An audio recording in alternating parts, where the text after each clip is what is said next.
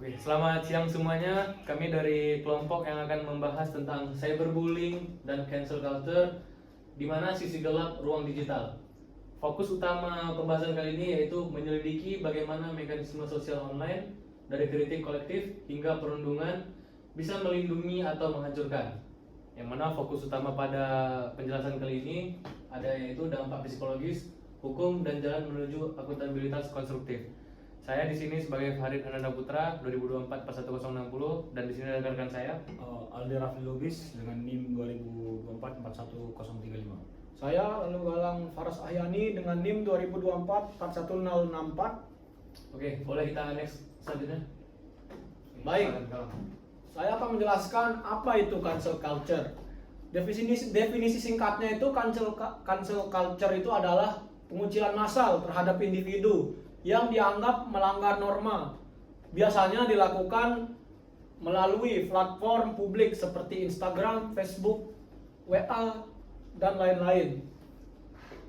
Latar belakangnya dari akar budaya, berakar dari gerakan sosial untuk menuntut perubahan. Sering berkembang di konteks Amerika Serikat tetapi berdampak global. Lalu platform pemicunya. Platform pemicunya antara lain adalah Twitter, Instagram, dan platform anonim. Mempercepat viralitas dan mengurangi ruang untuk konteks atau klarifikasi. Next. Oke, terus selanjutnya transisi menjadi kontrol sosial digital. Yang pertama itu peran positif, memungkinkan korban meminta keadilan dan figur publik diminta tanggung jawab. Terus demokrasi digital, masyarakat memberi sanksi sosial ketika institusi formal gagal.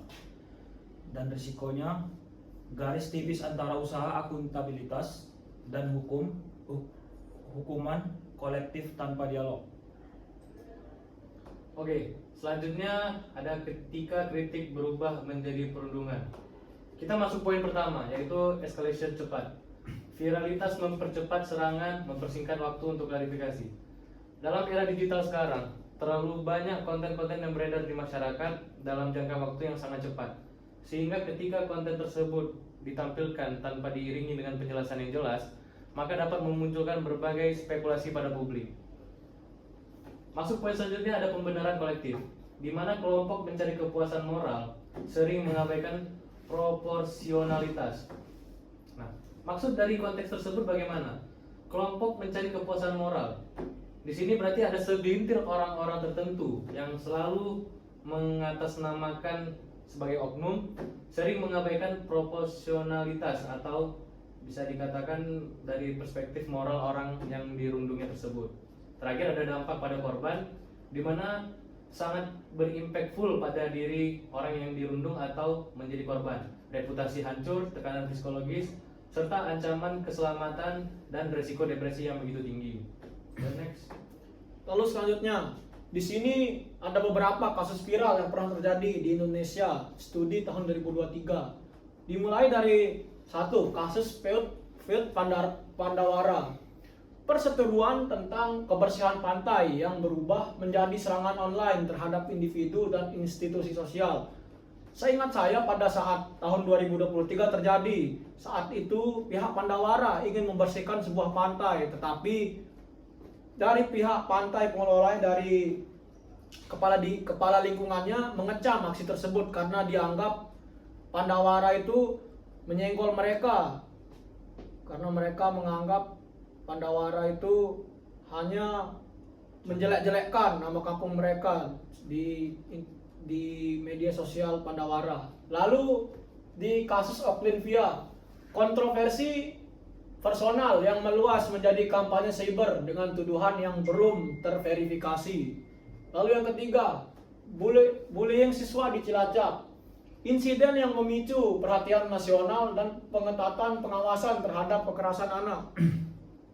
Jadi pelajaran yang didapat dari semua ini adalah konteks lokal mempercepat dampak, verifikasi seringkali tertinggal dari narasi viral. Nah, itulah yang membuat cyberbullying ini cepat berkembang karena kurangnya literasi dari masyarakat kita, dan ketika mereka digiring opini oleh suatu oknum, mereka langsung menelannya mentah-mentah tanpa mencari validasi. Akhirnya hal tersebutlah yang membuat perundungan ini kerap terjadi atau cancel culture ini terjadi. Selanjutnya, Next. Selanjutnya, anatomi perundungan cyber atau cyberbullying. 1. Perilaku agresif berulang oleh pelaku yang mencari kontrol dan dominasi. Kedua, bentuknya seperti fitnah, gosip, ancaman, komentar sinis, pelecehan seksual online. Terus dampaknya yang terjadi dari cyberbullying ini, seseorang itu akan mempengaruhi kecemasannya, isolasi sosial, gangguan tidur, dan trauma jangka panjang akibat dari cyberbullying tersebut. Selanjutnya, Oke, di sini kita akan membahas termasuk ke aspek hukum dan etika di Indonesia.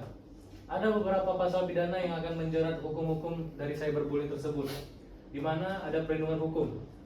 Undang-Undang Nomor 23 Tahun 2002 tentang Perlindungan Anak dan revisinya menjadi dasar bagi korban anak-anak yang mengalami perundungan. Kemudian ada tindak pidana ujaran kebencian, fitnah, dan penyebaran hoaks dapat dikenai sanksi pidana ataupun perdata. Terakhir ada etika komunikasi. Kesadaran hukum dan norma etika harus mendampingi tindakan online untuk menghindari konsekuensi serius. Di sini dalam aspek hukum di Indonesia terlebih di era digitalisasi, kasus cyberbullying di internet sering sekali terjadi. Sebenarnya ada satu lagi pasal yang mungkin belum termasuk kemari, yaitu pasal UU ITE, di mana undang-undang terkait cara beretika di media sosial. Oke, boleh lanjut? lalu di literasi digital, lebih dari sekedar teknis. Di sini kemampuan literasi digital tentu diperlukan untuk mencegah hal-hal tersebut, dimulai dari verifikasi. Periksa sumber, tanggal, dan konteks sebelum membagikan atau memberi label. Jangan menelan mentah-mentah berita yang Anda dapat entah di grup WA atau dimanapun itu. Lalu empati. Ingat, ada manusia di balik layar. Hindari bahasa yang merendahkan atau dehumanisasi. Lalu ke etika dan hukum. Pahami batas kebebasan berekspresi dan resiko hukum dari tuduhan tanpa bukti. Literasi digital efektif mengurangi penyebaran hoax dan menahan respon massa yang prematur. Selanjutnya, membangun mekanisme akuntabilitas konstruktif. Yang pertama itu utamakan validitas informasi, seperti cek fakta sebelum mobilisasi opini, terus respon proporsional, yaitu yang bermaksud fokus pada koreksi perilaku dan reparasi, bukan penghapusan total. Terus buka ruang dialog, mediasi, klarifikasi publik, dan mekanisme pemulihan nama baik. Lanjut. Oke, jadi kesimpulan dari semua yang kita bahas ini ada beberapa poin penting yang harus kita bahas. Menuju ruang digital yang sehat tidak selalu harus mulai dari sesuatu yang besar. Kita bisa mulai dari sesuatu yang kecil, seperti bijak sebelum berbagi. Berhenti sejenak untuk verifikasi, satu klik bisa mengubah hidup seseorang. Apa maksud di sini? Kita harus bisa memilah-milih konten mana yang harus disebarkan, baik itu ke rekan ataupun siapapun itu. Karena satu saja jentikan jari kita untuk membagikan informasi yang belum terverifikasi keakuratannya itu bisa mempengaruhi hidup seseorang. Kedua, ada memanusiakan pengguna.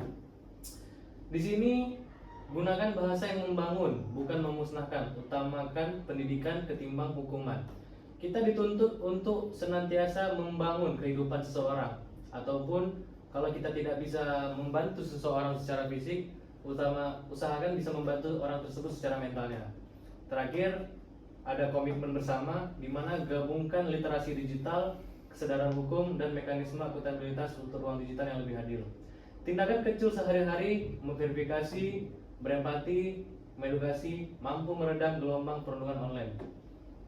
Oke, jadi karena kita sudah sampai di akhir, kami mohon maaf jika ada kesalahan. Mungkin kita akan bertemu di video selanjutnya jika ada. Saya Farid Ananda Putra. Saya lalu Galang Faras Hayani. Dan saya Aldi Raffi Lubis. Kami pamit undur diri.